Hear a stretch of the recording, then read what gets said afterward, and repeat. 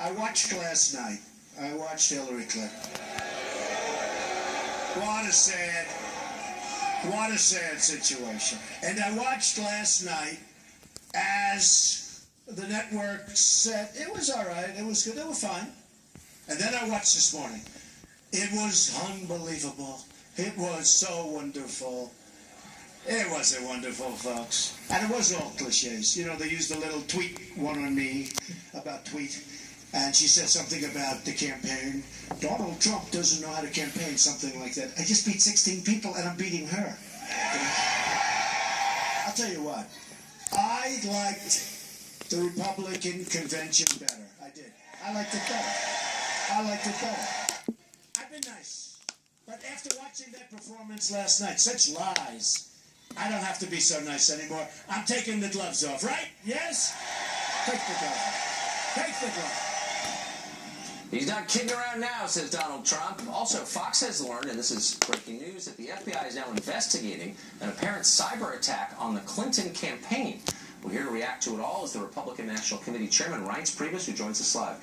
Mr. Chairman, it's great to see you tonight. So first, just to the news about the DNC, the Hillary Clinton campaign being hacked. What do you know about it, and does it make you nervous that the Trump campaign or the RNC could be hacked? Well, I'm pretty much always nervous about a lot of things, Tucker. It's great to be on your show.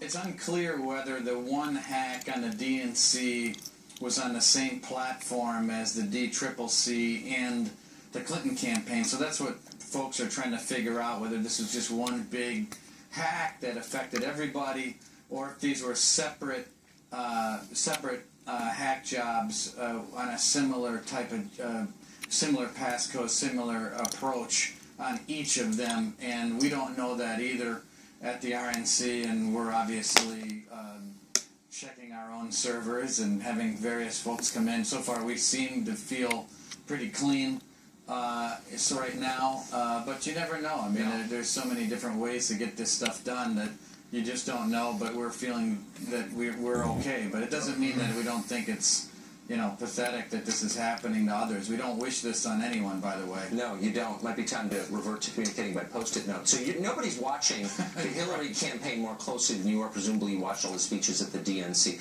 Give us your most detached and objective assessment of what Hillary's running on. If you, because I actually don't know, if you could summarize her campaign theme in a couple of sentences, what would it be? That everything's just fine, and that things are great, and we're moving along, and we want to keep moving along just the way we are. I think you can try to create that fantasy land is what you're trying to do, but the takeaway that I had last night was, number one, she's forgotten who's been in charge of the country for the past 8 years. They know that, of course. They're setting up an alternative universe, and so she forgot about that. It's Barack Obama and Hillary Clinton. She also failed to really talk about ISIS and the threat of terrorism around the world, which falls squarely upon her plate. And she didn't talk about that because it's a total and utter failure on her part. And so the other piece that I thought was that the mainstream media wasn't talking about today, you all have been, but that she was interrupted 18 times, not with applause in favor of her, but with opposition, jeering, booing, talking about war, talking about Bernie Sanders, and this was not a unified evening for Hillary Clinton. So to me, I think that will catch up with them, and the reality of who was in charge and where ISIS is at and her role and her failure and all of that will eventually catch up with her. And I think that's why Donald Trump is anywhere from 4 to 7 points ahead today. What percentage of Bernie voters do you think he can get realistically?